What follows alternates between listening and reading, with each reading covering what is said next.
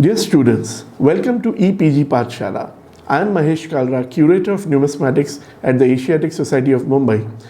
Today we are going to cover the module of Independent Powers of India and their coinages under the paper Indian Numismatics. The learning objective of this module is to learn about the coinages of various independent powers of the medieval and late medieval India, which stood up to a host of Indo-Islamic powers, especially the Mughals, and later to the English.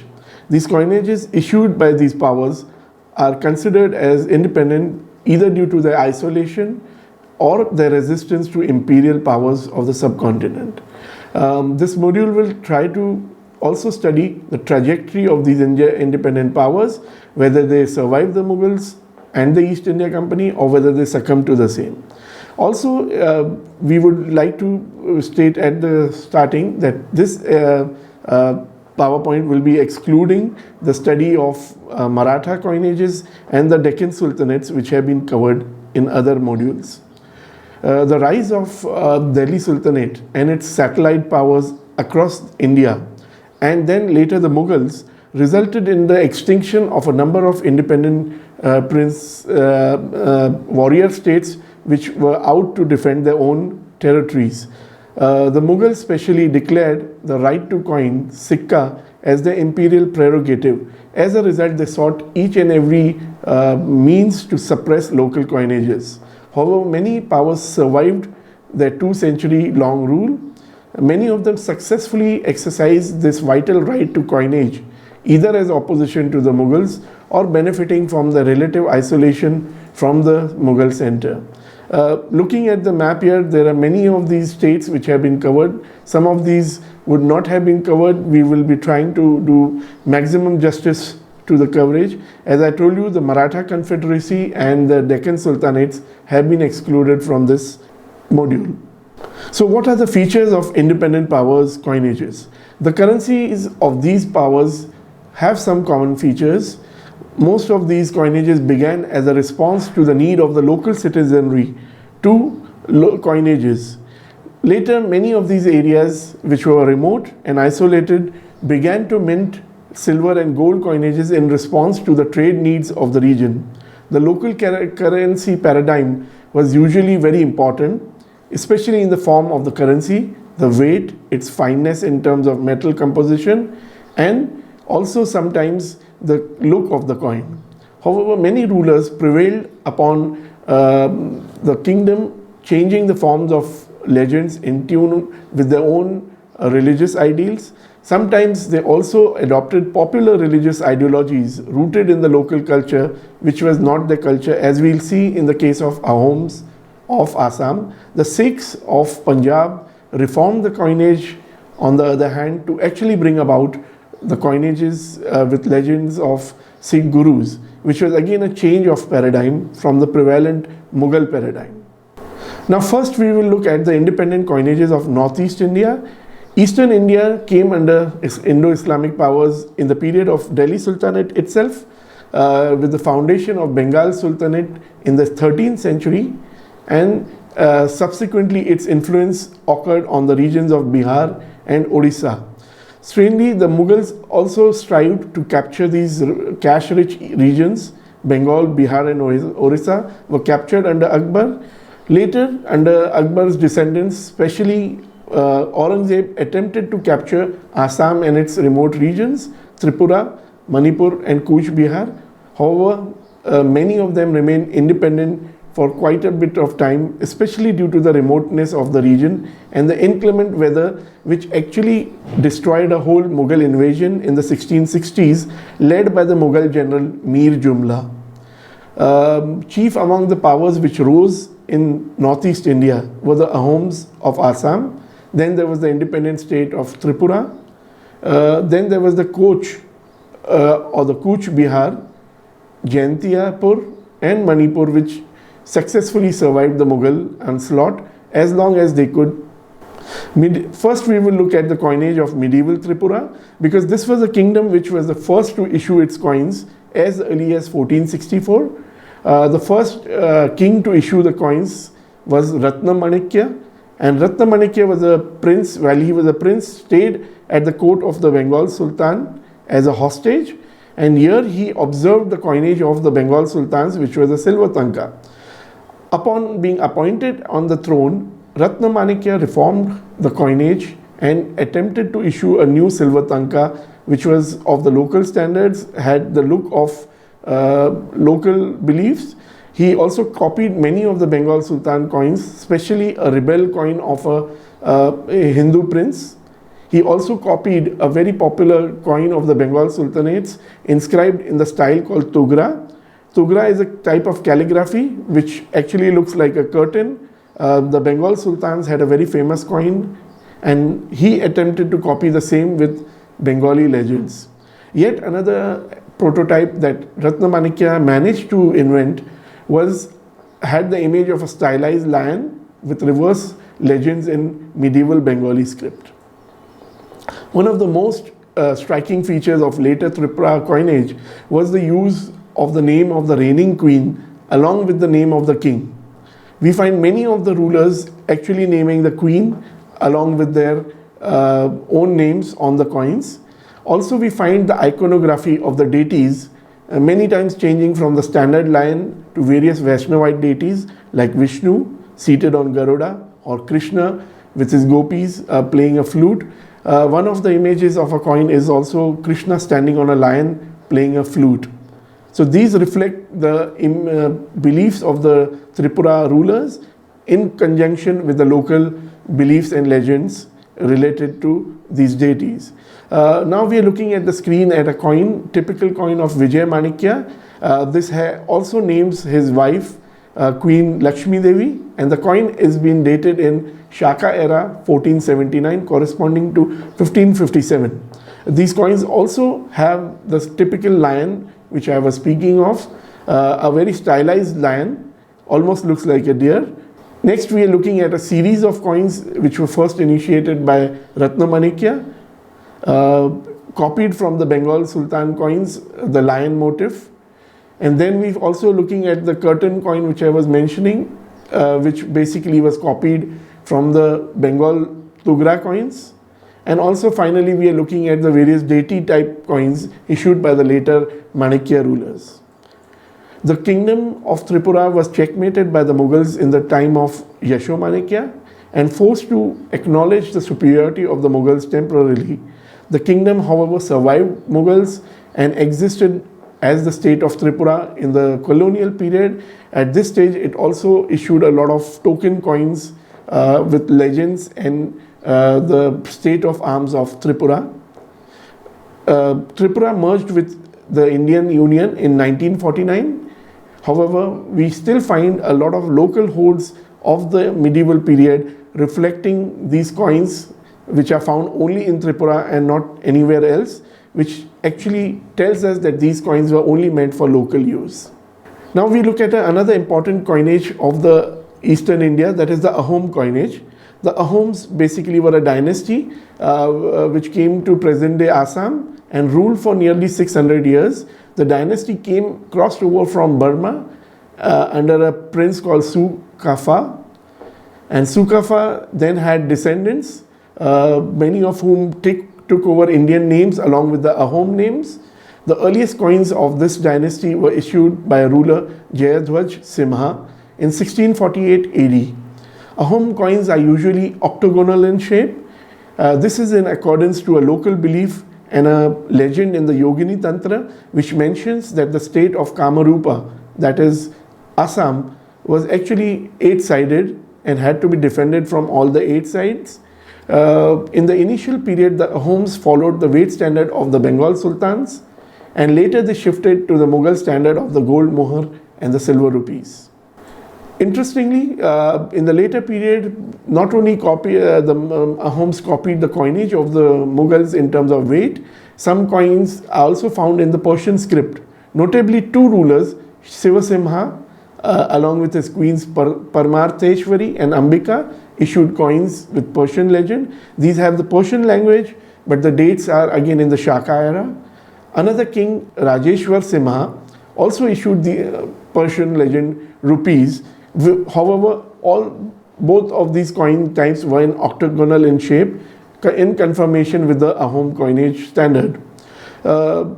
Some of the common features of most of the coins is that they have the Assamese script and Sanskrit language. But the coronation issues of the Ahoms was in Ahomi script, which was a variant of Burmese, medieval Burmese script, and also the language was Ahomese. Most standard pattern of the Ahom rupees is an obverse legend, which is an invocation of Shiva or Vishnu, and the reverse has the kings and names and titles. This is about the Assamese language legend coins, but the Ahom legend coins have legends in Ahomese language. So these are some of the coins that I am showing. The Ahomi script legend coin of Udayaditya Simha. His actual name is Siu Nyat Fa. He ruled from 1670 to 72. You can see the octagonal shape of the coins.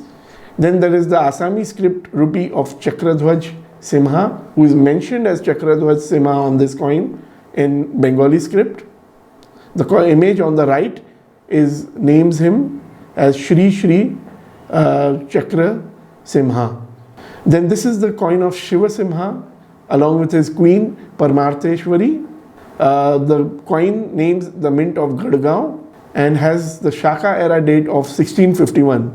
It was issued in the 15th regnal year of King Shiva Simha. This is the Rajeshwar Simha coin that I was speaking of with Persian legends.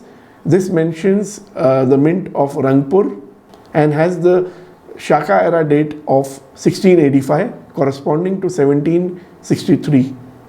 Yet another mohar of Shiva Simha dated 1646, naming his queen Phuleshwari. The next important coinage is that of Koch Bihar. The Koch dynasty of Koch Bihar first issued coins under King Naranarayan in 1555 to 1587. These again had the similar legends invoking Lord Shiva along with reverse titles of the king. In the Koch kingdom split after Naranarayan's death in 1587 into two kingdoms, the western Koch Bihar and the eastern Koch Hajo. The Koch Hajo kingdom survived for very small time under two rulers, Naranarayan's nephew Raghudeva and his son Parikshit Narayan. Thus, both these rulers were able to just issue a limited coinage. The kingdom was captured by Ahoms in 1613 and the coinage came to a premature end. Koch Bihar, on the other hand, survived under various successors. Lakshmi Narayan was the son of Naranarayan and he submitted to the Mughals.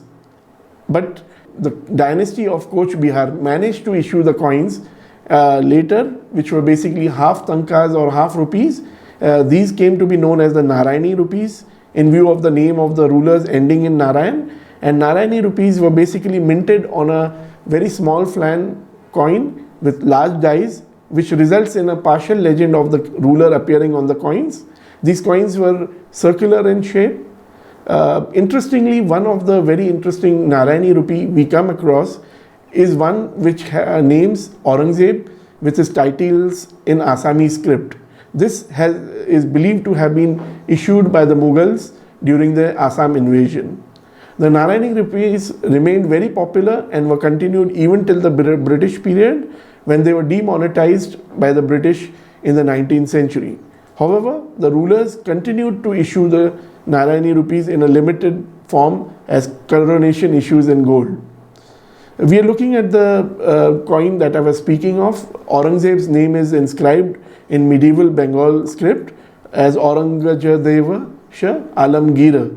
So this is a very interesting coin which is very rare, found in very few numbers. And next is the standard Narayani rupee. The coin here we are showing is of a ruler called Devendra Narayan, issued between 1763 and 1765. And this is the Koch Bihar machine struck coins, a mohar of a ruler Jitendra Narayana. Interestingly, rulers of Koch Bihar also innovated a new era called Rajashaka Shaka era, and this coin dates the coin in the Rajashekha year 404, which is imprinted on the coin, and the rulers' names are given on this. The next important set of coins came from a state called Jaintiapur. Jaintiapur was a very small kingdom based in the Jaintiapur hills, and here the coins were basically struck after a local legend where people believed that the kingdom came into existence due to the grace of a goddess called Jaintia Devi, who was married to Lord Shiva. Thus we find the coins of Jaintiapur actually having legends only committed to Jaintia Devi and Lord Shiva, and they rarely or don't name the king at all. The same is a scenario with later other kingdoms like the Kachari kingdom of Kachar Hills, who also issued the similar coins of the early series that we have described from Ahom and Koch Bihar with the name of the king. So this is a Jaintiapur silver tanka. Here, as you can make out, only the gods and goddess are mentioned, which makes it a kind of a anonymous issue. However, the date in Shaka era is mentioned on it, which can help us then attribute this coin to a particular ruler. Now next we come to the kingdoms of North India, which were independent. One of the important ones which survived till the Mughal period was the kingdom of Kangra. Kangra was a very small hill state which lied between the rivers Ravi and Satluj. Historically, this kingdom was known as Nagarkot, and it was founded by an ancient dynasty of the Rajputs, the Chandravanshi lineage of Katoch Rajputs. The fortified town resisted numerous Islamic armies. It's also mentioned that Mahmud of Ghaznavi tried to sack this town. However, he did not succeed, but the kingdom finally gave down to in the period of Mughals under Jahangir in 1620. The rulers of Kangra issued copper coins, which were basically copies of bull and horseman types of northwest India. Thus we find the first coin shown in the slide, which has the bull and the horseman imprinted on the coins very perceptibly with Nagari legends on the side of the bull on the right and the horseman above. Then the later series was modified from the period of King Apurva Deva. From this period, it basically had only the horseman on one side and the Nagari legends on the reverse. So this coin again was limitedly minted from the 13th century right up till the 17th century when it was captured by the Mughals. Now we'll look at some of the Central Indian dynasties. Very interestingly, Central India was inhabited by a lot of Gond Bhils, and under the Gonds, three kingdoms came up between the 14th and 18th century.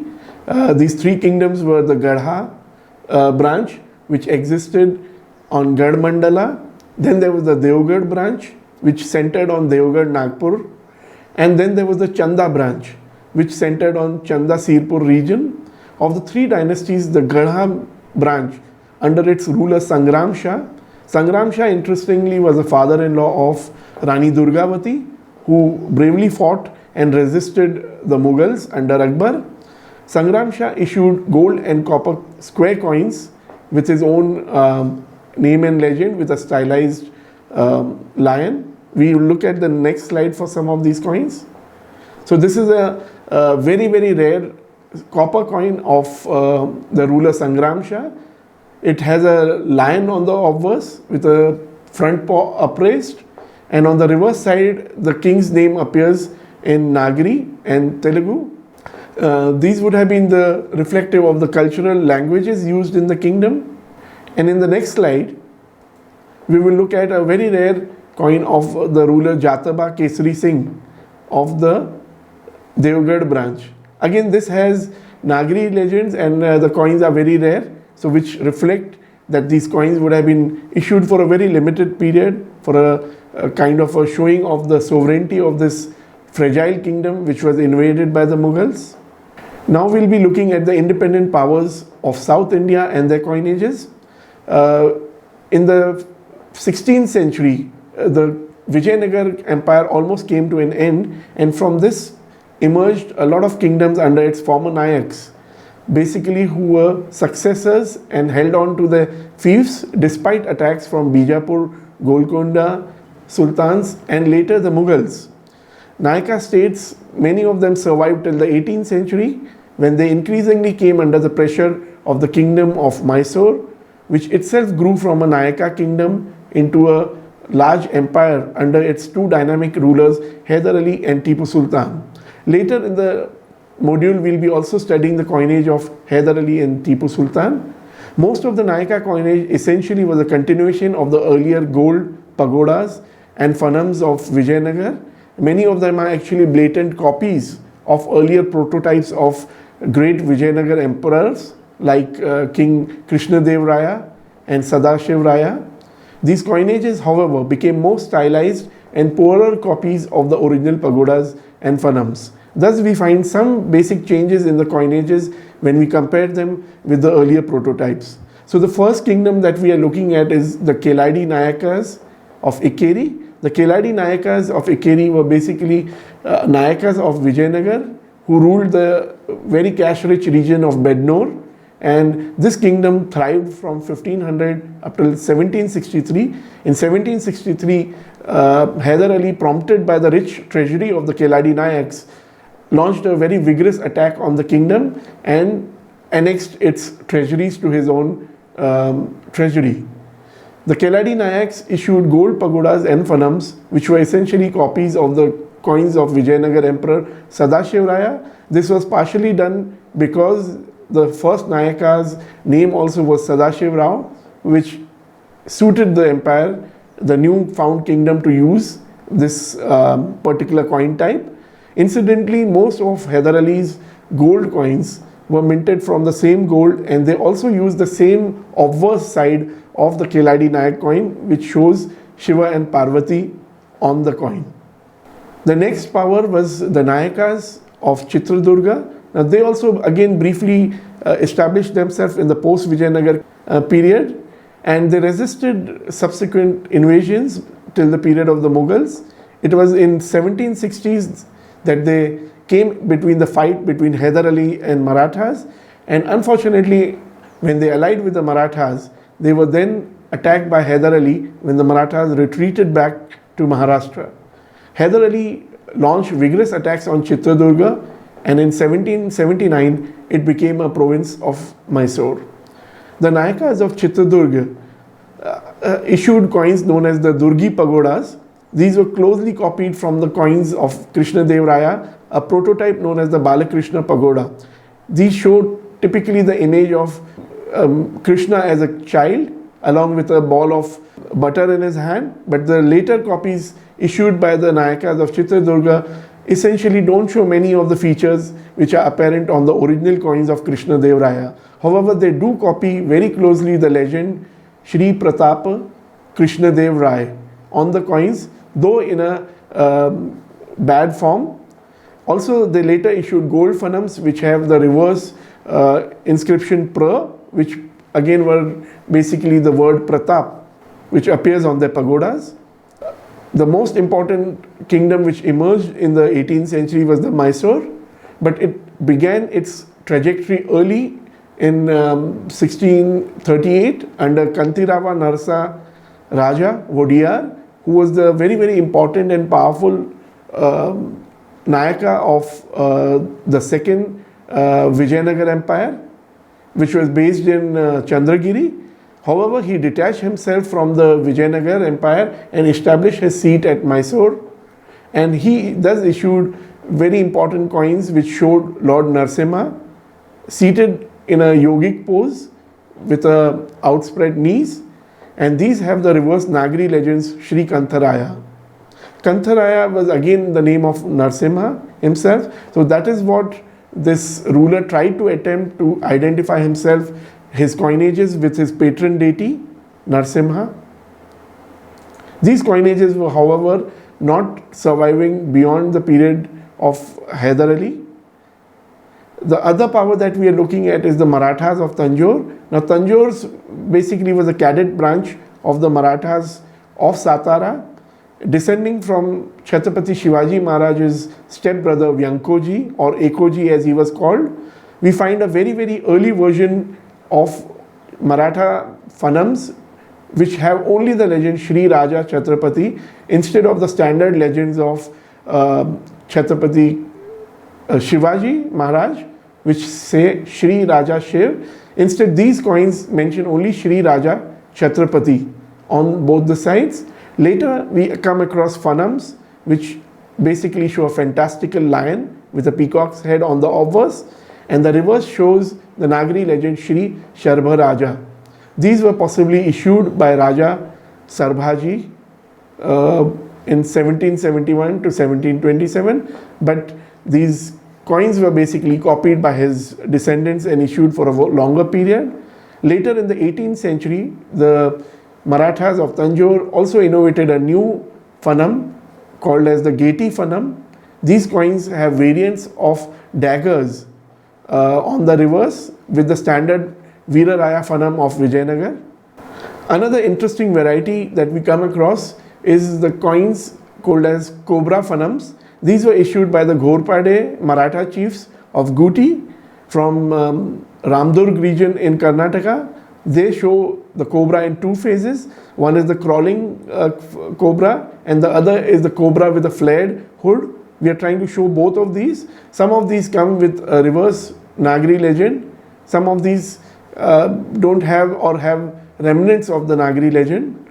But these were exceptions because most of the Rajas of the surrounding regions and even far off regions like Kannanur, Calicut and Travancore, though they issued a variety of gold coins, these were copies of Vijayanagar coins. Now we look at the later Mughal period when a lot of successor states arrived and many of these strove to basically be independent. In this category I am taking up Awadh. Awadh is basically many times classified as a princely state, but in my view that is a thing that can be taken exception to simply because Awadh opposed both the Mughals and the British in the brief period of existence. Awadh rose as a semi-independent state in the later Mughal period under Muhammad Amin, also known as Saadat Ali Khan, who was appointed to the Suba of Awadh in 1722 as its Nawab Wazir. Saadat Ali slowly grew into power and came to dominate the entire Suba and bring it under his own control. Later his successors also kept growing the province of Awadh Suba centered on Lucknow to include Allahabad and Kora, and then later Rohilkhand, which was also captured in the late 18th century. The semi-independent status gave the Nawabs control of the local Mughal mints, from which they issued coins in the names of the Mughal emperors. This, however, was changed in 1818 when Nawab Ghazi-ud-Din Haidar formally declared himself independent of Delhi. This was majorly because of the British influence which actually provoked him to do it. Awadh survived as a semi-independent state with its own coinage for the next 37 years under the successors of Nawab Ghazi-ud-Din Haidar. The last ruler, Wajid Ali Shah, also issued his own coins, thus showing the kingdom's independent status free of British. The British, however, annexed the kingdom in 1856, and that is when the kingdom of Awadh came to an end. However, we also come across certain rebel coins issued during 1858 by the rebels who actually issued coins in the name of Wajid Ali's son, Birjis Qadir. However, these have the date of Ghazi-ud-Din Haidar's accession.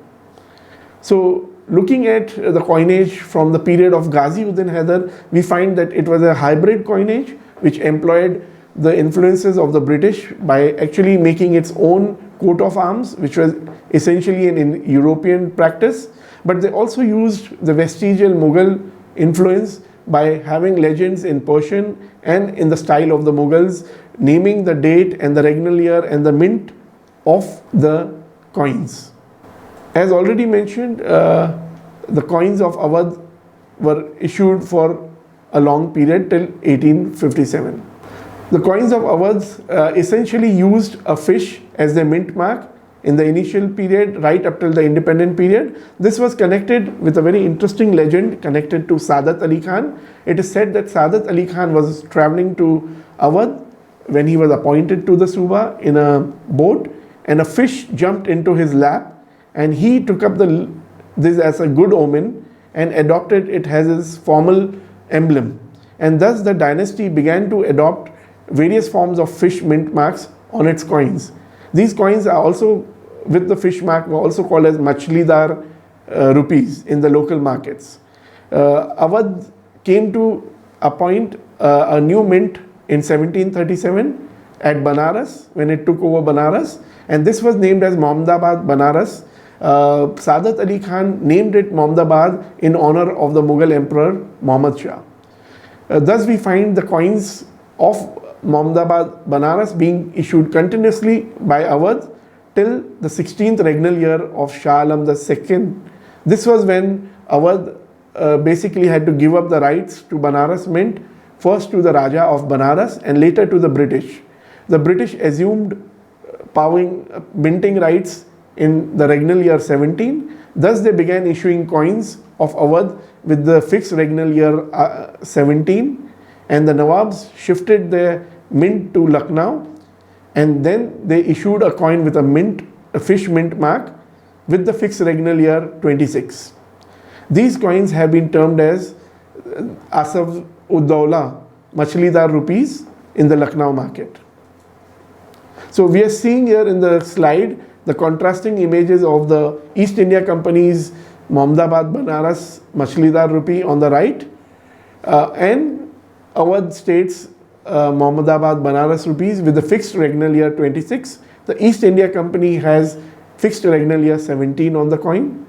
Awadh's own independent coinage essentially began under Ghaziuddin Haider. He issued the coin in 4 series. The first series was a hesitant issue where he mentioned Shah Alam as his formal overlord. The second series, he put his date of accession, that was Hijri year 1234, corresponding to 1818 and 1819 of the Common Era, along with the fixed regnal year of Shah Alam II. In the third series, he dissociated himself with the regnal years of the Mughal Emperor and replaced it with his own regnal years. And the last coin was a final blow where he announced the minting place as Suba Awadh with the mint name Darus Sultanat, which means the seat of the government. On these coins, he announced himself as Shah-e-Zaman, which means king of the age, totally dissociating himself with the Mughal Empire at this stage. These are the rupees of Ghaziuddin Haider. As you can see, they have a very interesting coat of arms on them, and with the mint names around, which is again a Mughal practice. And on the obverse, we find his name in Persian. The next ruler, Nasiruddin Haider, who ruled from 1827 to 1837, and his successors also strove to basically issue more and more coins with these coat of arms of Lucknow. These were many times reformed, sometimes showing a mermaid, set of mermaids kind of guarding the fish, which was the symbol and emblem of Lucknow under the Awadh. The mint name was also changed to Lucknow at this stage, and it was named as Akhtar Nagar also, and mentioned as Bait-us-Sultanat, which means seat of the government or house of the government. As already mentioned, in 1857, the Sepoy Rebellion tried to re-establish the line using silver rupees in the name of Shah Alam II with regnal year 1229, symbolizing the period of Ghaziuddin. Ghaziuddin, as we all know, was enthroned in 1814.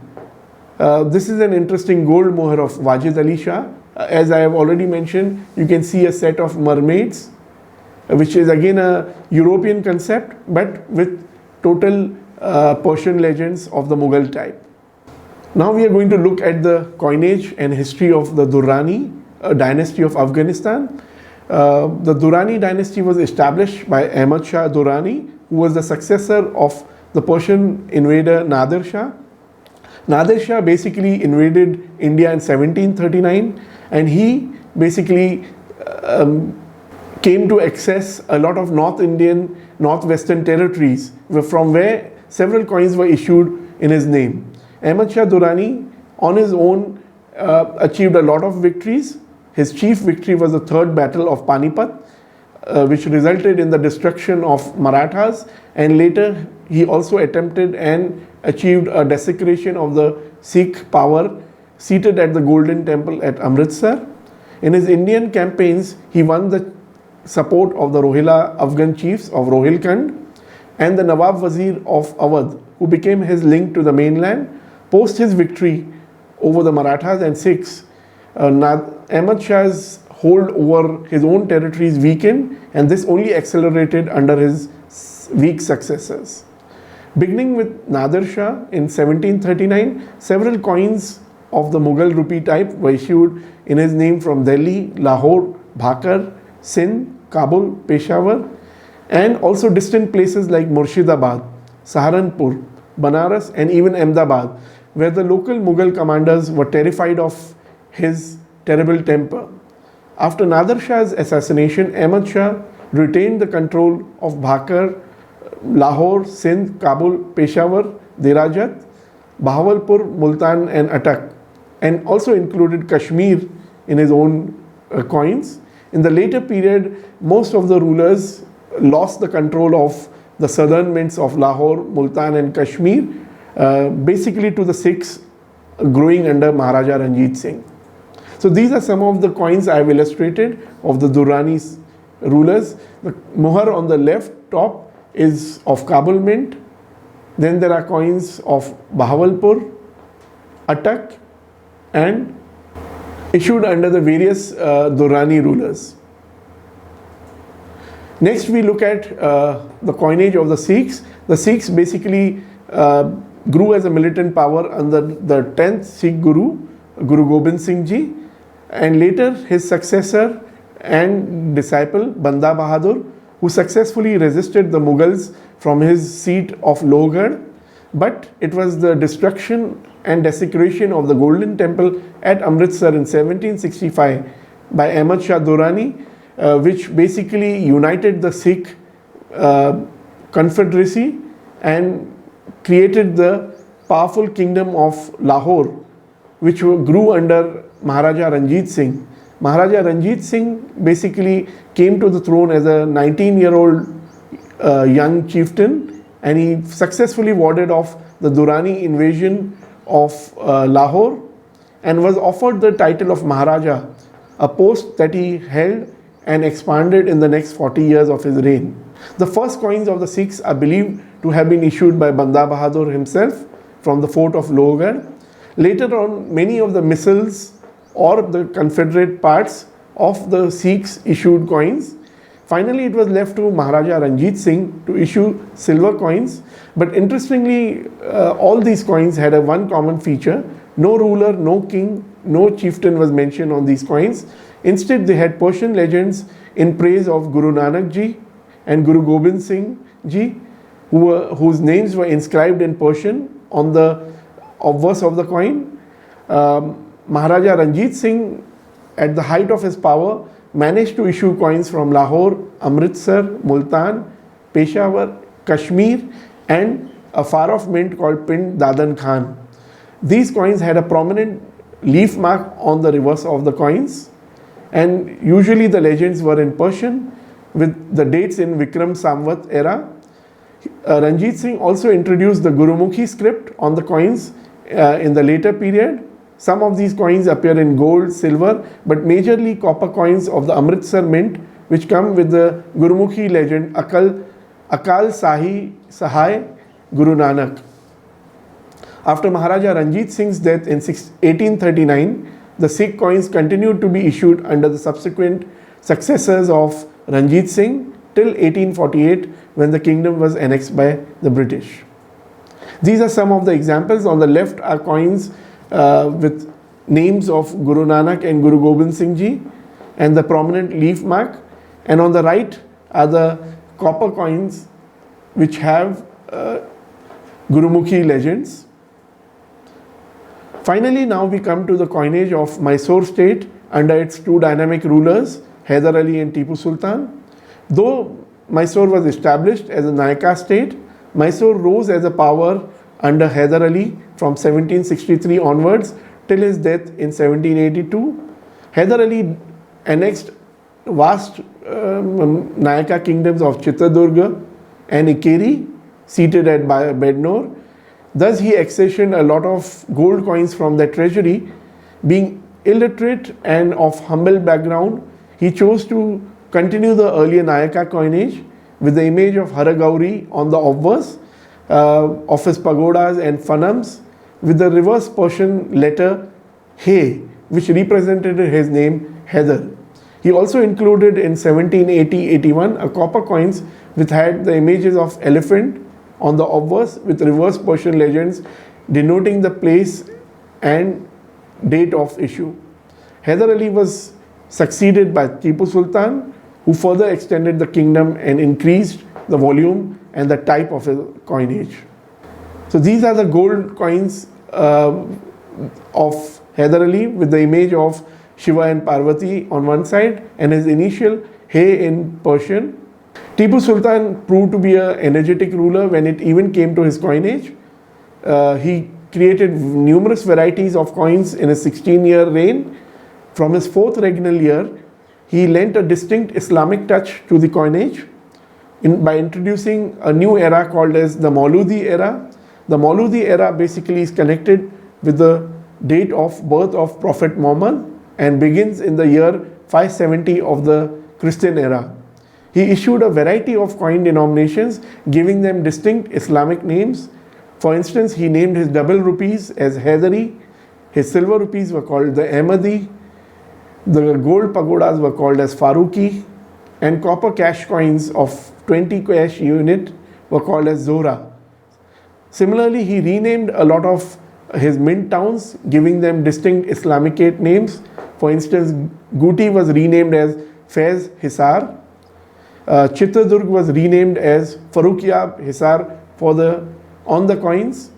His coinage came to an abrupt end with his death, which was during the invasion of his capital by the invading British forces on 4th May 1799. The British reinstituted the Vodiyar prince, and thus we come to see a lot of coins in the name of Krishna Raja III. These are gold pagodas which still mention Hyder Ali. These coins are believed to have been issued in 1782. And these are the double rupee coins which come with a very long legend mentioning again Hyder Ali, though these have been issued by Tipu Sultan in his fourth regnal year. These weigh around 23.86 grams. And these are the Faruqis or the gold pagodas, the weight standard again corresponding to the local South Indian standard of Vijayanagar. These mention the date in the Mauludi era, 1220, which corresponds to 1792. And these are the copper coins, also known as Zohra, and mention the mint Patan, which was Srirangapatnam, and some more. The double paisa, also called as the Osmani. Later, as I mentioned, Krishna Raja Vodiyar was installed, and on his inception as a 4-year-old boy king, these coins, which were gold varahas or gold pagodas, were issued in his name with the name Shri Krishna Raja. Later on, the coinage was also issued in his name, where quarter silver coins were also issued. These had reverse legends in Persian. Also later, coins in copper struck to the Kasu standard with the Kannada legends. To summarize the entire module, we come across some of the common features, some of the major factors of independent kingdoms. Many of them strove against very strong opposition from rival powers and imperial powers right from the early medieval period till the beginning of the colonial period to exercise the right to coin. Many of them actually thrived due to the relative isolation of the kingdoms, but many equally fought for this essential right to prove their sovereignty.